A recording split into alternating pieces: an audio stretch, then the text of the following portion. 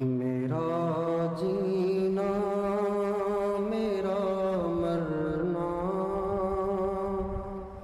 الہی تیری خاطر ہو، میرا جینا میرا مرنا۔ بسم اللہ الرحمن الرحیم۔ ان الحمد للہ نحمده ونستعینه ونستغفره، من يهده الله فلا مضل له ومن يضلل فلا هادي له، واشهد ان لا اله الا الله وحده لا شريك له، واشهد ان سيدنا ونبينا وحبيبنا وشفيعنا وقرة اعیننا محمدا عبده ورسوله صلی اللہ تبارک و تعالی علیہ وعلی آلہ واصحابہ وازواجہ وذریتہ وبارک وسلم تسلیما کثیرا، اما بعد فاعوذ باللہ من الشیطان الرجیم، بسم اللہ الرحمن الرحیم۔ کل نفس ذائقۃ الموت وانما توفون اجورکم یوم القیامہ، فمن زحزح عن النار وأدخل الجنة فقد فاز وما الحياة الدنيا إلا متاع الغرور۔ وقال تعالى وما خلقت الجن والإنس إلا ليعبدون ما أريد منهم من رزق وما أريد أن يطعمون إن الله هو الرزاق ذو القوة المتين۔ سبحان ربك رب العزة عما يصفون وسلام على المرسلين والحمد لله رب العالمين۔ اللهم صل على سيدنا محمد وعلى آل سيدنا محمد وبارک وسلم۔ انسان کی زندگی بہت قیمتی ہے، زندگی کا ہر لمحہ انمول ہے، اس کا کوئی ریٹ ہی نہیں ہے۔ اگر دنیا کی ساری دولتیں کوئی لگا کر اپنے گزشتہ ایام کو خریدنا چاہے تو یہ ممکن نہیں ہے۔ زندگی کے جو دن ہاتھ سے نکل گئے یہ کسی صورت واپس نہیں آئیں گے۔ ہمارے نبی کا ارشاد ہے، روزانہ جب سورج نکلتا ہے تو اس کے دائیں بائیں دو فرشتے نکلتے ہیں۔ پہلے سورج اعلان کرتا ہے یا باغی الخیر اقبل و یا باغی الشر اقصر، اے نیکی کی رغبت رکھنے والے اور آگے بڑھ اور نیکیاں کر۔ اور دوسرا اعلان یہ کرتا ہے، اے برائی کی رغبت رکھنے والے بس کر کتنی برائیاں کرے گا۔ اور ہمارے نبی کا ارشاد یہ بھی ہے کہ جب سورج نکلتا ہے تو یہ اعلان کرتا ہے، اے آدم کے بیٹے، اے آدم کی بیٹی، جو کچھ کرنا ہے آج ہی کر، کل کا سورج، یہ والا سورج اب زندگی میں پھر کبھی تیری زندگی میں طلوع نہ ہوگا۔ جو آج کا دن ہم نے دیکھا ہے یہ آج کا دن پھر واپس تو نہیں آئے گا، یہ دن تو گزر گیا۔ یہ جو آج کا دن گزر گیا، آج کا دن جو گزر رہا ہے یہ دن واپس تو نہیں آئے گا، یہ دن کبھی واپس نہیں آئے گا، یہ لمحہ کبھی واپس نہیں آئے گا۔ ہمیں یہاں آئے ہوئے کوئی 20-25 منٹ ہوئے ہیں، یہ 20 منٹ جو گزر گئے اب یہ واپس نہیں آئیں گے، یہ گزر گئے، اب یہ کبھی لوٹ کے نہیں آئیں گے۔ زندگی کا ہر لمحہ جو مستقبل ہوتا ہے وہ بہت جلد حال بن جاتا ہے اور بہت جلد ماضی ہو جاتا ہے اور بہت جلد ہمیشہ کے لیے ہاتھوں سے نکل جاتا ہے۔ اس لیے انسان کو چاہیے کہ اپنی زندگی کے مقصد میں فکر مند رہے، اپنی زندگی کے مقصد میں ہر وقت لگا رہے، ہر وقت کوشاں رہے، ہر وقت اس کے لیے کوشش کرے۔ زندگی کا مقصد کیا ہے؟ زندگی کا مقصد کمانا، کھانا، پینا، شادیاں کرنا، بچے جننا اور پھر بوڑھا ہو جانا، دوائیاں کھا کھا کے پھر مر جانا اور قبر میں چلے جانا، اور پھر قبر کی مٹی کا گیلا ہونا اور پھر خشک ہو جانا، اور پھر مٹی کا قبر سے ادھڑ جانا، اور پھر پھر قبر کے نشان کا مٹ جانا اور بھول بھلیاں ہو جانا۔ یہ تو کوئی زندگی کا مقصد نہ ہوا۔ آئے، کھایا پیا اور کچھ وقت گزار کے چلے گئے اور پھر بھول بھلیاں ہو گئے، یہ مقصد نہیں ہے۔ مقصد نہ کمانا، نہ کھانا، نہ بننا، نہ سنورنا، نہ کھانا نہ پینا، نہ اٹھنا نہ بیٹھنا، نہ شادیاں نہ غمیاں، یہ زندگی کا مقصد نہیں۔ زندگی کا مقصد ہم خود تجویز بھی نہیں کر سکتے، اس لیے کہ ہم تو خود آئے ہی نہیں دنیا میں، ہمیں تو اللہ نے بھیجا ہے۔ اللہ نے ہماری زندگی کا جو مقصد متعین فرمایا ہے وہ سن لیجئے۔ اللہ تعالیٰ فرماتے ہیں وَمَا خَلَقْتُ الْجِنَّ وَالْإِنسَ إِلَّا لِيَعْبُدُونَ مَا أُرِيدُ مِنْهُمْ مِنْ رِزْقٍ وَمَا أُرِيدُ أَنْ يُطْعِمُونَ إِنَّ اللَّهَ هُوَ الرَّزَّاقُ ذُو الْقُوَّةِ الْمَتِينُ۔ اللہ تعالیٰ فرماتے ہیں میں نے تمام انسانوں کو، جنات کو پیدا ہی کیا ہے بندگی کے لیے، پیدا ہی اس کے لیے کیا ہے، پیدا ہی اس کے لیے کیا ہے۔ بھئی یہ چیز بنی ہی اس کام کے لیے ہے۔ جوتا بنائی ہے پاؤں ڈھانکنے کے لیے، پاؤں میں پہننے کے لیے، ٹوپی بنی ہی ہے سر پہ اوڑھنے کے لیے، چادر اور دوپٹہ بنائی ہے سر پہ اوڑھنے کے لیے۔ کوئی باہر سے کسی شاپنگ مال سے خوبصورت دوپٹہ منگوائے اور اس کو وائپر کے ساتھ لگا کے اور گھر میں پوچھا دینا شروع کر دے، تو یہ کتنی نا حماقت کی بات ہے۔ یہ زندگی ہمیں ملی ہی ہے بندگی کے لیے۔ بندگی کی تعریف، بندگی کی جو ڈیفینیشن ہے، بندگی کی جو تفسیر ہے، وہ علماء مفسرین نے جو کی ہے وہ یہ ہے لیعبدون ای لیعرفون۔ علامہ جلال الدین سیوطی رحمۃ اللہ علیہ نے، جو بڑے مفسر ہیں اور بڑے اللہ والے ہیں، بڑے اللہ والے ہیں، ان کی کتابوں میں عجیب نور ہے۔ آپ یہاں طالبات بھی ہیں، معلمات بھی ہیں، اس لیے عرض کر رہا ہوں، ان کی کتابوں میں بڑا نور ہے۔ وہ نرے عالم نہیں ہیں، وہ بہت بڑے ولی بھی ہیں، بلکہ ہمارے اکابر علماء نے مجددین کی جو فہرست بنائی ہے، نبی کریم صلی اللہ علیہ وسلم کے دنیا سے رخصت ہو جانے کے بعد ہمارے نبی نے فرمایا ہر 100 سال کے سرے پر اللہ تعالیٰ ایک ایسے شخص کو پیدا کرے گا، ایک ایسے شخص کو اٹھائے گا جو دین کی کمزوریاں دور کر کے اسے تر و تازہ کر دے گا، اسے تر و تازہ کر دے گا۔ تو اس میں ایک لمبی فہرست ہے جس میں سر فہرست سیدنا صدیق اکبر ہیں، حضرت عمر بن عبدالعزیز ہیں، اور ایسے ہی اور بھی بہت سارے حضرات ہیں، اور بھی بہت سارے حضرات ہیں۔ ان علماء نے جنہوں نے مجددین کی فہرست بنائی ہے، جنہوں نے مجددین کی فہرست بنائی ہے، 9ویں صدی کا مجدد وہ حضرت علامہ جلال الدین سیوطی رحمۃ اللہ علیہ کو قرار دیا ہے۔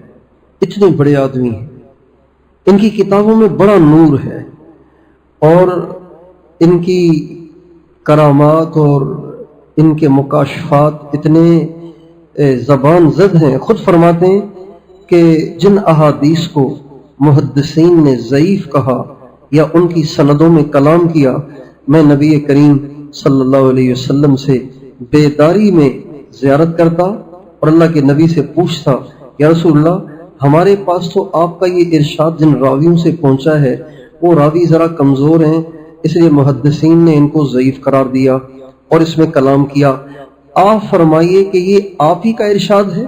چنانچہ فرماتے ہیں نبی کریم صلی اللہ علیہ وسلم ان احادیث کی حقیقت بتاتے کہ یہ واقعی میری بات ہے یا میری بات نہیں ہے۔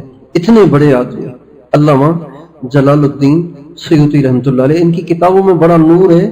ان کی کتابیں کہیں سے ہاتھ آئیں تو ہمیں پڑھنی چاہیے۔ تو علامہ جلال الدین سیوطی رحمۃ اللہ علیہ نے لیعبدون کی تفسیر میں لکھا ہے لیعرفون، لیعرفون، لیعرفون، میں نے انسانوں کو اور جنات کو پیدا ہی اس لیے کیا ہے کہ یہ مجھے پہچانے، اللہ کو پہچانے۔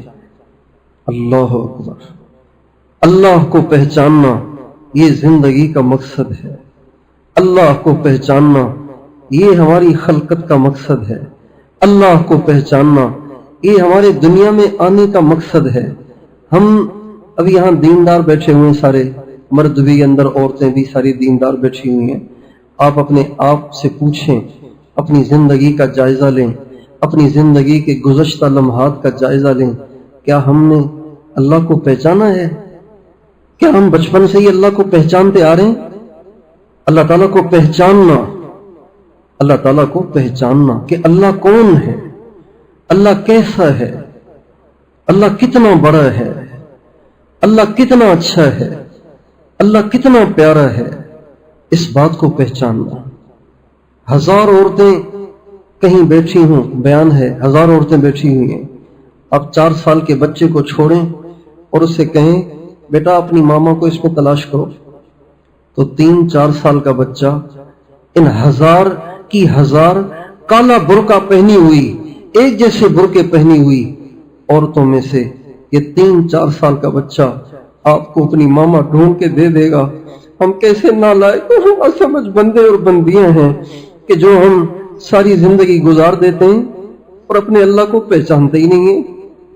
اللہ کو پہچانتے ہی نہیں ہم. جو اللہ کو پہچانے گا اس کے کلام کو کس کیفیت سے پڑھے گا؟ جو اللہ کو پہچانے گا وہ اس کا نام کس کیفیت سے لے گا؟ جو اللہ کو پہچانے گا وہ اس کے سامنے سجدہ کس کیف سے کرے گا؟ جو اللہ کو پہچانے گا، جو اللہ کو پہچانے گا وہ اس کے بلاغے پہ کس رفتار سے آئے گا، کس انداز سے آئے گا، کن جذبات سے آئے گا؟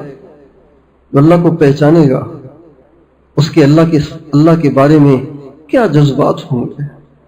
آج ہم اللہ کو پہچانتے نہیں ہیں، اللہ کو جانتے نہیں ہیں، اس لیے ہمارے اللہ کے بارے میں ٹھنڈے جذبات ہیں، ٹھنڈے جذبات ہیں.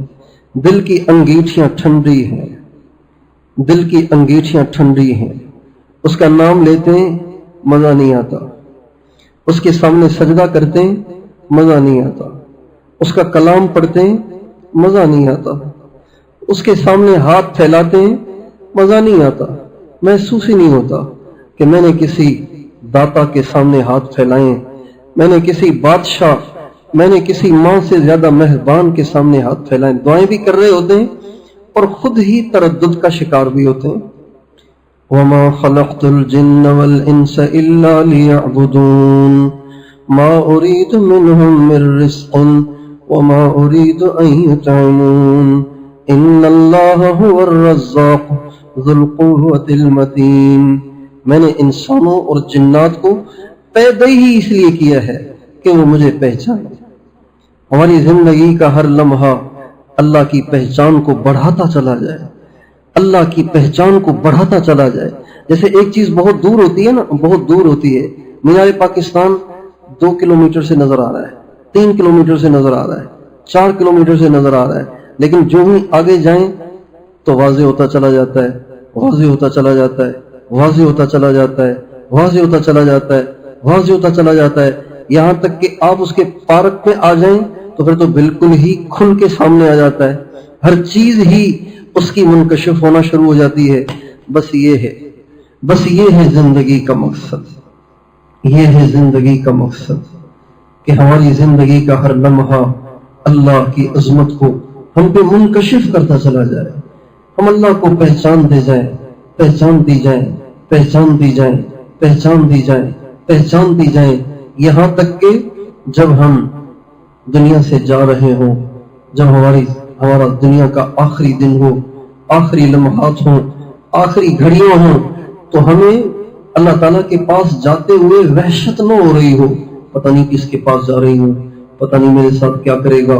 نہیں، اللہ کی پہچان ہو کہ میں اس کے پاس جا رہی ہوں جو ماں سے زیادہ مجھ پر مہربان ہے. میں اس ذات کے پاس جا رہی ہوں جو سب سے اچھا ہے، سب سے بڑا ہے، سب سے بڑا ہے، سب سے زیادہ با اختیار ہے، اور میں اس سے بہت پیار کرتی ہوں، وہ مجھ سے بہت پیار کرتا ہے. یہ زندگی کا مقصد ہے کہ ہم اللہ کو پہچانیں، اللہ کو پہچانیں، اللہ کو پہچانیں. ہماری زندگی کے ہر لمحے کے گزرنے کے ساتھ ساتھ ہماری معرفت میں اضافہ ہو، اللہ کی پہچان میں اضافہ ہو، اضافہ ہو. ہمارا اس وقت اللہ کے ساتھ جو رویہ ہے، اللہ کے ساتھ جو ہمارا معاملہ ہے، اللہ کے ساتھ جو ہمارا سلوک ہے، آپ اس سلوک کو مختلف مخلوق میں سے مختلف لوگوں کے سلوک اور رویے کے ساتھ اس کا موازنہ کریں، آپ حیران رہ جائیں گے کہ ہمارا اللہ کے ساتھ یہ والا رویہ ہے. رویے کے مختلف درجات ہوتے ہیں نا. ایک رویہ ماں والا ہے، ایک رویہ جو وہ ہے جو باپ کے ساتھ کیا جاتا ہے، ایک رویہ وہ ہے جو بیوی خاوند بیوی کے ساتھ کرتا ہے، ایک رویہ بچوں والا، ایک رویہ دوستوں سہیلیوں والا، ایک رویہ رشتہ داروں والا، ایک رویہ ایسی جان پہچان والوں والا، ایک رویہ بالکل اوپرے اور اجنبی لوگوں والا، اور ایک رویہ بڑے لوگوں والا۔ بڑے لوگوں کے ساتھ الگ رویہ ہوتا ہے، ایک رویہ غریبوں کے ساتھ، ایک رویہ ملازمین کے ساتھ، ہمارے جو ملازم ہوتے ہیں ان کے ساتھ۔ یہ ساری کیٹیگریاں میں نے بتائیں، درجات عرض کیے، یہ درجات ہیں ہمارے رویوں کے۔ آپ ان تمام رویوں کے تمام درجات کے ساتھ اس رویے کا موازنہ کریں جو ہمارا اللہ کے ساتھ ہے، آپ دنگ رہ جائیں گی، حیران رہ جائیں گی، شرمندگی سے آپ کی گردن جھک جائے گی، آپ کی نگاہیں جھک جائے گی کہ ہمارا اللہ کے ساتھ کون سے والا رویہ ہے۔ ایک رویہ وہ ہے جو ماں کے ساتھ کرتے ہیں، باپ کے ساتھ کرتے ہیں، اپنے لاڈلے بچوں کے ساتھ کرتے ہیں، اپنی گہری سہیلیوں کے ساتھ، مرد اپنے گہرے دوستوں کے ساتھ، سگے بھائیوں اور بہنوں کے ساتھ، غریبوں کے ساتھ، اچھے لوگوں کے ساتھ، برے لوگوں کے ساتھ، طاقتوروں کے ساتھ، کمزوروں کے ساتھ، غریبوں کے ساتھ، مالداروں کے ساتھ اور ملازمین کے ساتھ، اپنے نوکروں کے ساتھ۔ اللہ تعالیٰ کے ساتھ ہمارا جو رویہ ہے نا، اللہ کے ساتھ جو ہمارا رویہ ہے وہ سب سے نچلے درجے والا ہے، سب سے نچلے درجے والا۔ کیوں؟ پہچانتے نہیں ہیں، ہم جانتے نہیں وہ کون ہے، ہم جانتے نہیں وہ کون ہے۔ ہمارے حضرت مولانا جمشید صاحب ایک دفعہ ٹرین میں، ان کی عادت شریفہ یہ تھی کہ وہ ٹرین میں بغیر بکنگ کے سفر کرتے تھے۔ کیوں کرتے تھے؟ ایک اندازہ ہے، وہ اس لیے ٹرین میں بغیر بکنگ کے سفر کرتے تھے کہ ساری زندگی ان کی گزرتی تھی رائیگڑ میں، اور رائیگڑ میں ان کی عزت تھی، لوگ ان کا بڑا احترام کرتے تھے، لوگ ان کی بہت عزت کرتے تھے، ان سے بہت محبت کرتے تھے۔ تو وہ جان کے جب کبھی ٹرین کا سفر کرتے تو بغیر بکنگ کے کرتے، اور اپنی کپڑے کی چھوٹی سی گٹھڑی لے کے اس کو واش روم کے سامنے رکھ کے اس پہ بیٹھ جاتے، جیسے عام سا کوئی بابا ہوتا ہے، عام سا کوئی بابا ہوتا ہے۔ تو آنے جانے والے گزر رہے ہوتے تھے، کندھے پھلانگ رہے ہوتے تھے، ٹکرے مار رہے ہوتے تھے، اور ٹھوکریں لگ رہی ہوتی تھی، اور مٹی اڑ رہی ہوتی تھی، اور بیت الخلا سے گندے گیلے پانی لے کے لوگ آ رہے ہوتے تھے۔ حضرت بس اپنا تھیلا بچا رہے، دامن بچا رہے، وہ کہ جن کے آگے پیچھے ہمیشہ ہی لوگ رہتے ہیں۔ اپنے نفس کو مارنے کے لیے، اپنے نفس کی تربیت کے لیے وہ جان کے اس طرح سے سفر کیا کرتے تھے۔ اور یہ بہت سمجھداری کی بات ہوتی ہے۔ جن لوگوں کو اللہ تعالیٰ عزتیں دیتے ہیں، ان کو پروٹوکول دیتے ہیں، ان کے دلوں میں ان کی محبت لوگوں کے دلوں میں ڈالتے ہیں، ان کا احترام لوگوں کے دلوں میں ڈالتے ہیں، تو مسلسل احترام، مسلسل اعزاز، مسلسل عزت اور پروٹوکول سے انسان کے اندر میں ایک انا کا ایک بت بن جاتا ہے، انا کا ایک بت بن جاتا ہے، اور بڑھتے بڑھتے بڑھتے بڑھتے بڑھتے بڑھتے وہ ایک باقاعدہ بت بن جاتا ہے، اور انسان انانیت کے مرض میں مبتلا ہو جاتا ہے۔ تو جو محقق اللہ والے ہوتے ہیں، جو اللہ کے عارف ہوتے ہیں، ان کو احساس ہو رہا ہوتا ہے کہ اندر مورتی بن رہی ہے، اندر جیسے گردے میں کچرا جمع ہو رہا ہے نا، پتھری بن رہی ہے، اسی طرح ان کو پتا ہوتا ہے کہ میرے اندر میں کچرا جمع ہو رہا ہے اور اب یہ پتھر بننے والا ہے۔ تو وہ خود ہی اپنے اس پتھر کو پاش کرتے ہیں، اپنے اندر میں جمع ہونے والے اس کچرے کی صفائی کا انتظام کرتے ہیں۔ اس کے نتیجے میں ان کی ساری زندگی بعافیت گزرتی ہے۔ اور جن لوگوں کو اللہ عزتیں دے، اعزاز دے، ان کو پروٹوکول دے، اور لوگوں کے دلوں میں ان کی محبت ڈالے، اور لوگ ان کی عزت کریں، احترام کریں، استقبال کریں، اور پھر اس سے ان کے اندر انانیت کا کچرا جمع ہو، اور پھر وہ اس کو صاف نہ کریں، تو پھر اگر وہ اللہ کے ہاں مقبول ہوتے ہیں، تو اللہ تعالیٰ وہ خود تو صاف کر نہیں رہے، اللہ تعالیٰ کسی موذی مرض میں مبتلا کر کے ان کے اس کچرے کو صاف کرتا ہے، یا پھر اللہ تعالیٰ حاسدین کو ان پر مسلط کر کے ان کو ایسے رگڑے لگواتا ہے کہ وہ سارا کچرا اس کی وجہ سے صاف ہوتا ہے۔ تو جو عارف ہوتے ہیں، عارف وہ سمجھتے رہتے ہیں، اور جن کی معرفت میں ذرا کمی ہوتی ہے ان کو پتہ نہیں چلتا، ان کے اندر یہ کچرا جمع ہوتا رہتا ہے اور پھر جمع ہو کے ایک یعنی پتھری کی شکل اختیار کر لیتا ہے۔ پھر اللہ تعالیٰ کی طرف سے حاسدین یا بیماریاں یا مختلف آزمائشیں، پریشانیاں، تنگیاں، فاقے، بھوک اور اپنوں کی طرف سے بے وفائی، تانے، تشنی، یہ ساری چیزیں پھر اس کے اندر کے پتھر کو توڑتی ہیں اور اس کے اندر کے کچرے کو صاف کرتی ہیں۔ حضرت مولانا جمشید صاحب اپنے اندر کی صفائی کا انتظام خود ہی کیا کرتے تھے، جس کی وجہ سے اللہ تعالیٰ نے ساری زندگی ان کو عافیت سے رکھا۔ تو وہ ایک دفعہ سفر کر رہے تھے ٹرین میں بغیر بکنگ کے، اب ہر آنے والے کی ٹھوکر لگ رہی ہے، ہر آنے والے کی ٹکر لگ رہی ہے، اور بہت سے لوگ کہہ بھی دیتے بابا جی آپ یہاں بیٹھ گئے، آپ ذرا کوئی سیٹ بیلٹ نہیں لی کیا آپ نے، یہ کوئی بیٹھنے کی جگہ ہے جہاں بیٹھ گئے ہیں، کوئی ڈانٹ بھی پلا رہا ہے، اب یہ بیٹھے سن رہے ہیں۔ تو ایک آدمی نے اسی طرح کوئی بے ادبی کی، کوئی بدتمیزی کی، لیکن تھوڑی دیر بیٹھنے کے بعد اپنی سیٹ پہ جا کے وہ بیٹھ گیا۔ اس کے بعد کوئی جماعت آئی یا کوئی ایسا مولانا کا جاننے والا شخص چڑھا گاڑی میں، اس نے جو دیکھا کہ حضرت مولانا جمشید صاحب بیٹھے ہوئے ہیں، حضرت آپ یہاں ایسے نہیں، آپ میری برتھ پہ بیٹھیں، آپ میری سیٹ پہ بیٹھیں۔ جب اس نے زیادہ پروٹوکول دیا اور بہت زیادہ عزت دی تو وہ جس نے بدتمیزی کی تھی اس نے کہا بھائی کون ہے آپ، ان کی اتنی عزت کر رہے ہیں، آپ نہیں جانتے ان کو، یہ مولانا طارق جمیل صاحب کے استاد ہیں، یہ حضرت مولانا جمشید صاحب ہیں۔ کہا اچھا یہ ہے وہ، اوہو حضرت آپ مجھے معاف کر دیں، میں نے آپ کو پہچانا نہیں۔ اس کو کہتے ہیں پہچاننا۔ وَمَا خَلَقْتُ الْجِنَّ وَالْإِنسَ إِلَّا لِيَعْبُدُونَ مَا أُرِيدُ مِنْهُمْ مِنْ رِزْقٍ وَمَا أُرِيدُ أَنْ يُطْعِمُونَ۔ میرے بندوں میں، میری بندیوں، میں نے تمہیں بنایا ہی اس لیے تھا کہ تم مجھے پہچانو۔ زندگی کا مقصد اللہ کی پہچان ہے، زندگی کا مقصد اللہ سے تعلق ہے۔ ہمارے حاجی عبدالوہاب صاحب فرمانے لگے کہ مولانا الیاس صاحب رحمۃ اللہ علیہ معرفت کا تذکرہ بیانوں میں کرتے رہتے تھے، معرفت کا تذکرہ کرتے رہتے تھے۔ تو فرمانے لگے میں نے ایک ان پڑھ میواتی سے پوچھا میاں جی جانتے ہو کہ یہ معرفت کیا ہوتی ہے، جانتے ہو معرفت کیا ہوتی ہے؟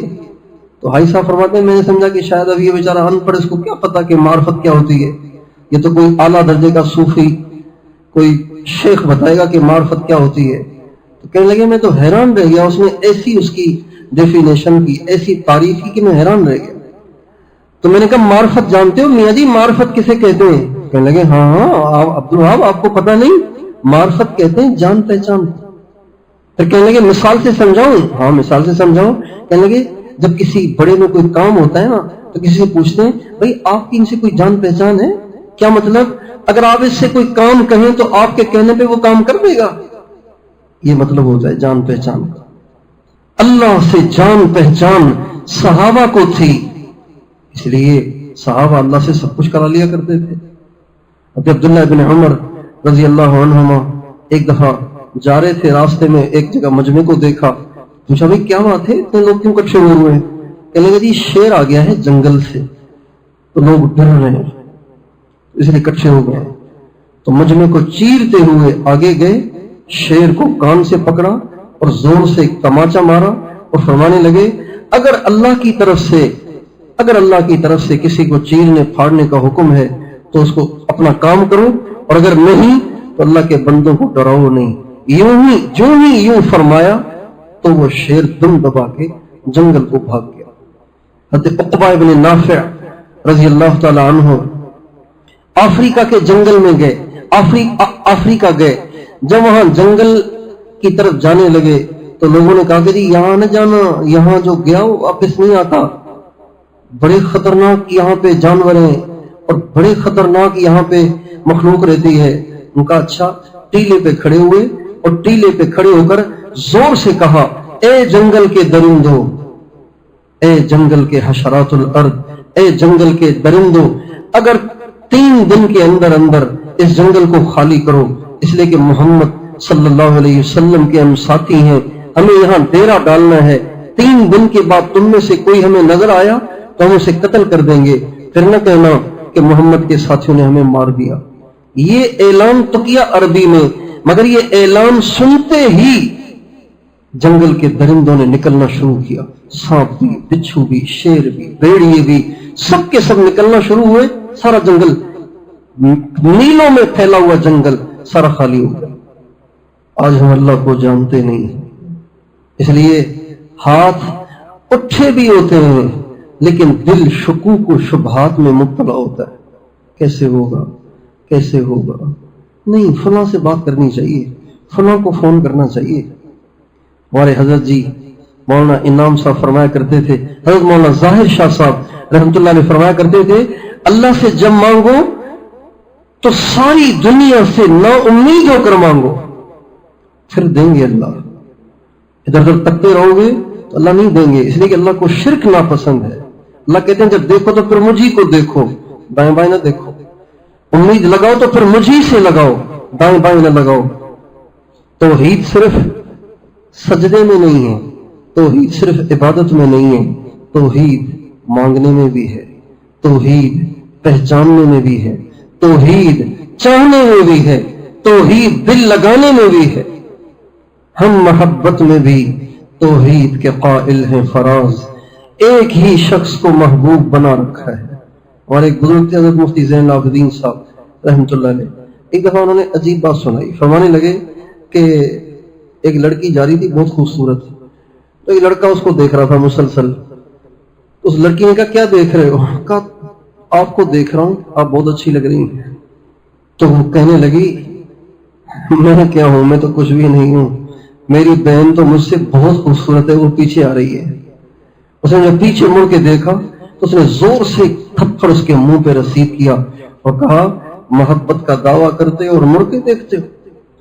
हज़रत जुनैद बगदादी रहमतुल्लाह अलैह के पास एक औरत आई, बुर्का ओढ़ और आके बैठी और रोने लग गई और कहने लगी हजरत शरीयत का लिहाज न होता तो मैं अपने चेहरे से आज बुर्का उठा के आपको दिखा देती कि अल्लाह ने मुझे कितना हसीन बनाया है, लेकिन मैं बहुत दुखी हूं, परेशान हूं, गमगीन हूं, मेरी जिंदगी अजीन हो गई है, इसलिए कि मैं इतनी खूबसूरत हूं फिर भी मेरा खाविन किसी और पे मरता है।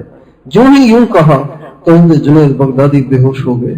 कुछ देर के बाद जो होश आया तो वो औरत तो परेशान हो गई, कहने लगी मुसीबत तो आई हुई है मुझ पर, बेहोश आप हो गए। कहने लगे कि जब तूने कहा कि मैं इतनी हसीन हूं कि आप मुझे देख के हैरान रह जाएं, फिर भी मेरा खाविन किसी और को चाहता है, मुझे ख्याल आया अल्लाह नहीं सोचता होगा कि वो इतना हसीन है कि जिसकी तजल्ली देखकर पहाड़ रेजा रेजा हो गया और मूसा धड़ाम से बेहोश होकर गिर गए।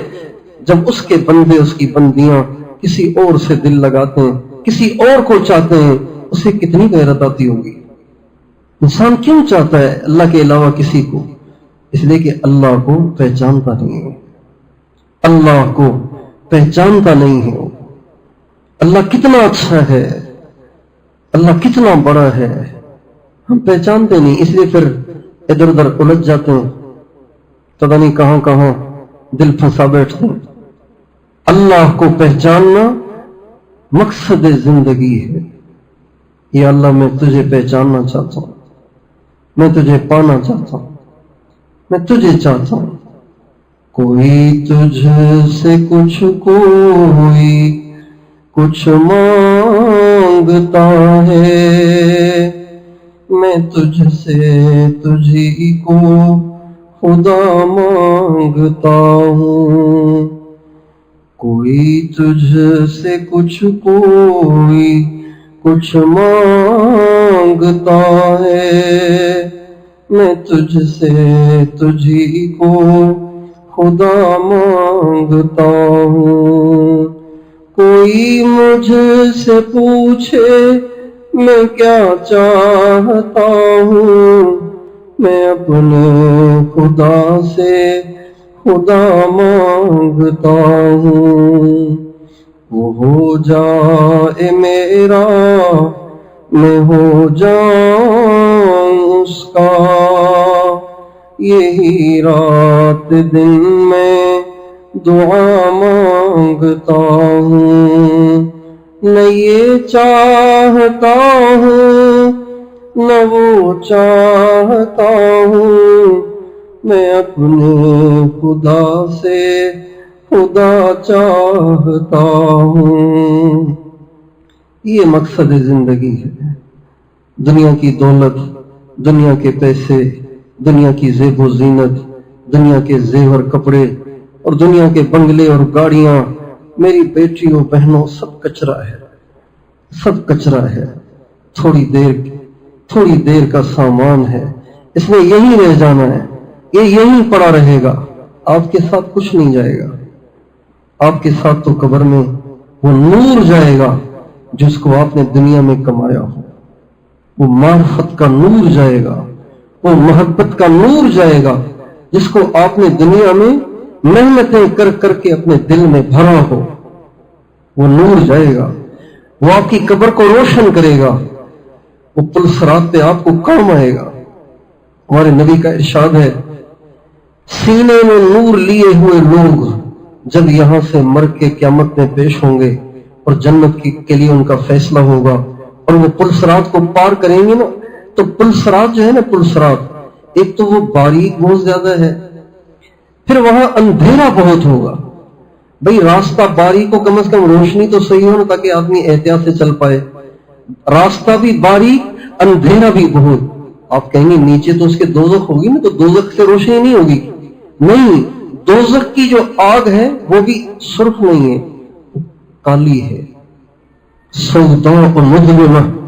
اور نبی کا ارشاد ہے، جہنم کی آگ کالی ہے، اللہ تعالیٰ نے اسے 1000 سال تک بھڑکایا، وہ سرخ ہو گئی، پھر 1000 سال تک بھڑکایا، پھر وہ سفید ہو گئی۔ سفید سے مراد وہ جو نیلا کلر ہوتا ہے نا، جب آگ کا پریشر بڑھ جاتا ہے تو اس میں جو نیلا پن آ جاتا ہے، اس کو سفید کہا ہمارے نبی نے۔ اللہ نے اسے 1000 سال تک اور بھڑکایا تو وہ سفید ہو گئی، پھر 1000 سال تک اور بھڑکایا تو وہ کالی ہو گئی، اور اب وہ سوداء مظلمہ، اب وہ کالی سیاہ ہے۔ روشنی تک کا تو سوال ہی پیدا نہیں ہوتا۔ اب ایک اندھیرا اور ایک راستہ باریک، اب گزریں تو کیسے گزریں؟ تو ہمارے نبی کا ارشاد ہے، ایمان والوں کے دلوں سے نور نکل کر ان کے لیے لال ٹین بن جائے گا، سورج بن جائے گا، ٹارچ بن جائے گا، اور ان کے لیے چودھری کا چاند بن جائے گا۔ مختلف شکلوں میں وہ نور نکل کے باہر آئے گا، جس کا زیادہ ہوگا اس کا زیادہ آس پاس روشن ہوگا، جس کا نور کم ہوگا اس کا نور بھی کم، اس کی روشنی بھی کم ہوگی، اور جس کا بالکل ہی ختم ہوگا، باریک ہوگا، وہ بیچارہ لڑکھڑاتا گرتا پٹتا اور کٹتا، یوں جا کے کوئی کراس کرے تو کرے، ورنہ اس کو بڑی تکلیف ہوگی۔ لیکن جنہوں نے اپنے دل کو معرفت کے نور سے بھرا تھا، محبت کے نور سے بھرا تھا، ان کے تو مزے ہی مزے ہوں گے۔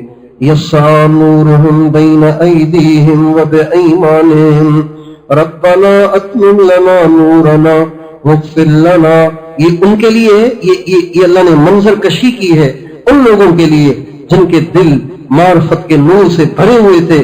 جب یہ پل صراط سے گزریں گے، یہ نور نکل کے ان کے سارے راستے کو روشن کرے گا، اس نور میں وہ چلیں گے، اور ان کے نور میں ایسی ٹھنڈک ہوگی، ایسی ٹھنڈک ہوگی، ایسی ٹھنڈک ہوگی کہ جہنم کی آگ آوازیں دے گی، چیخے گی، مر یا ولی اللہ فإن نورک اطفأ لہبی۔ او اللہ کی ولی، اور اللہ کے ولی، اور اللہ کی ولیہ، جلدی سے گزر، تیرے نور سے میرے شعلے بجھے جا رہے ہیں، جلدی سے گزر، تیرا نور، تیرے نور کی ٹھنڈک میرے شعلوں کو بجھائے جا رہی ہے۔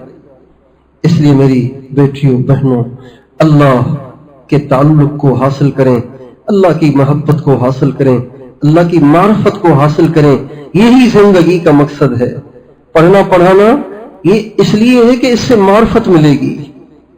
اگر آپ نے پڑھ لیا سب کچھ پڑھ لیا، لیکن معرفت ہی نہیں ہے، اللہ سے جان پہچان ہی نہیں ہے، اللہ کی دل میں عظمت ہی نہیں ہے، اللہ کا خوف ہی نہیں ہے، اللہ سے محبت ہی نہیں ہے، اللہ کی طرف دل کا کھچاؤ ہی نہیں ہے، تو پھر یہ پڑھنا کسی کام کا نہیں ہے۔ انما المؤمنون الذين اذا ذكر الله وجلت قلوبهم واذا تليت عليهم آياته زادتهم ايمانا وعلى ربهم يتوكلون والذين يبيتون لربهم سجدا وقياما وعباد الرحمن الذين يمشون على الأرض هونا وإذا خاطبهم الجاهلون قالوا سلاما والذين يبيتون لربهم سجدا وقياما والذين يقولون ربنا اصرف عنا عذاب جهنم إن عذابها كان غراما إنها ساءت مستقرا ومقاما۔ یہ سارا عارف لوگوں کی صفات اللہ نے بیان فرمائی ہیں۔ اللہ فرماتے ہیں صحیح معنی میں مومن وہ ہیں جب اللہ کا نام سنتے ہیں تو لرز جاتے ہیں، کانپ جاتے ہیں۔ 2 سال کے بچے سے کہیں کہ باہر ایس ایچ او تھانے کا ایس ایچ او 3 موبائل لے کے آیا ہے گرفتار کرنے کے لیے، تو 2 سال کا بچہ ہنسے گا، کہے گا دکھاؤ مجھے کون سا ہوتا ہے ایس ایچ او، تو ہنسے گا، جانتا ہی نہیں، وہ بڑا چھپنا شروع کر دے گا، بھائی ہمیں کیوں آ گئی ہے پولیس لینے کے لیے؟ اس لیے کہ وہ پہچانتا ہے کہ یہ پکڑ کے جیل میں ڈال دیں گے۔ اللہ کی پہچان، اس کو مانگیں بھی اور اس کی کوشش بھی کریں، اس کو مانگیں بھی، اس کی کوشش بھی کریں۔ اس کی کوشش کیا ہے کہ جنہیں یہ دولت حاصل ہے ان کے ساتھ جڑ جائیں، جنہیں یہ دولت حاصل ہے ان کے ساتھ جڑ جائیں، ان کے ساتھ جڑ جائیں۔ اور ہر ایک کے جوڑنے کی نوعیت الگ ہوتی ہے، ہر ایک کے جوڑنے کی نوعیت الگ ہوتی ہے۔ جہاز کا چلنا الگ ہے، ٹرین کا چلنا الگ ہے، دکان کا چلنا الگ ہے، دکان چل رہی ہے، گاڑی چل رہی ہے، جہاز چل رہا ہے، میٹر چل رہا ہے، ہر چیز کی نوعیت الگ ہوتی ہے۔ مردوں کے جوڑنے کا مقصد یہ ہے کہ مرد کسی اللہ والے سے بیعت ہو کر پھر ان کی صحبت میں جایا کریں، ان کے پاس بیٹھا کریں، ان کے بتائے ہوئے معمولات کی پابندی کیا کریں، اور اس میں جو چیز پریشان کن ہو اور جو ان میں کوتاہی کمی ہو وہ ان کو بتا کے اس کا حل پوچھیں اور ان سے دعائیں لیں۔ یہ ہے مردوں کا جوڑنا۔ عورتوں کا جوڑنا کیا ہے؟ بیعت ہو جائیں، بتائے ہوئے اعمال کی پابندی کریں، ان میں جو مسائل ہوں وہ مردوں کے ذریعے سے یا جن سے بیعت ہوئی ہے ان کی عورتوں کے ذریعے سے ان کو احوال دیں اور ان سے دعائیں لیں اور ان کے بیانات کو پابندی سے سنیں، ان کی ہدایات کے مطابق عمل کریں۔ جو مردوں کو ان کے پاس بیٹھ کے فائدہ ہوگا، عورتوں کو یوں کر کے بالکل اتنا ہی فائدہ ہوگا۔ مرد کو 25 نمازوں کا اجر تب ملے گا جب وہ تکبیر اولیٰ سے مسجد میں جا کے نماز پڑھیں گے، عورت کو 25 نمازوں کا اجر اس وقت بھی ملے گا جب وہ گھر کے کونے میں کھڑے ہو کے مصلی پہ نماز پڑھے گی۔ اس لیے اللہ تعالیٰ سے رو رو کر اس کے تعلق کو مانگیں، اللہ سے اللہ کو مانگیں، دوسری چیزوں کو اپنے اوپر سوار مت کریں۔ کوئی پریشانی ہے ایک دفعہ اچھی طرح ٹکا کے رو کر اللہ سے مانگ لیا کریں، یہ نہیں کہ بس سارا دن اسی کا رونا روتے ہی رہیں، ایسے نہیں کرنا چاہیے۔ اللہ کے غیر کو اپنے اوپر کبھی سوار نہیں کرنا چاہیے۔ مل گیا ٹھیک ہے، نہیں ملا تو کوئی بات نہیں۔ اب جن لڑکیوں کو اولاد نہیں ہوتی روئے جا رہی ہیں وظیفے اور پتہ نہیں دم اور پتہ نہیں بزرگوں سے دعائیں، بس سارا دن یہی ٹینشن کھائی جا رہی ہے۔ اچھی طرح ٹکا کے اللہ سے مانگیں، پھر اللہ نہ دے اللہ کی رضا میں راضی ہے۔ ہاں ایک چیز کو ٹکا کے مانگیں اور ہر وقت مانگیں اور مانگتی ہی رہیں، وہ ہے اللہ سے اللہ۔ یہ سوال موت تک کرنا ہے، یہ سوال موت تک کرنا ہے۔ ہمارے نبی دنیا سے جب جا رہے تھے آخری وقت تھا تو اماں عائشہ رضی اللہ عنہ فرماتی ہیں کہ آپ علیہ السلام کو جب کبھی بھی تکلیف ہوتی تھی تو آپ یوں پڑھتے تھے اذهب البأس رب الناس اشفنی انت الشافی لا شفاء الا شفاؤک شفاء لا یغادر سقما یہ کہہ کر جسم پہ ہاتھ پھیر لیا کرتے تھے۔ اما عائشہ فرماتے ہیں اس دن میں نے سوچا آپ تو پڑھ بھی نہیں سکتے، ہاتھ بھی نہیں پھیر سکتے، چنانچہ میں نے یہ دعا پڑھی اور حضور کے ہاتھ پہ دم کر کے حضور کے ہاتھ کو حضور کے جسم پہ پھیرنا چاہا۔ جو ہی میں نے یہ دعا پڑھ کے آپ علیہ السلام کے ہاتھ پہ دم کیا اور پھر آپ علیہ السلام کے ہاتھ کو آپ علیہ السلام کے جسم پہ پھیرنے کے لیے ہاتھ کو پکڑا تو آپ نے جھٹک کر اپنا ہاتھ چھڑا دیا، اپنی نظر کو آسمان کی طرف اٹھا لیا اور فرمایا اللہم الرفیق الاعلی، یا اللہ مجھے اب یہاں نہیں رہنا، مجھے تیرے پاس آنا۔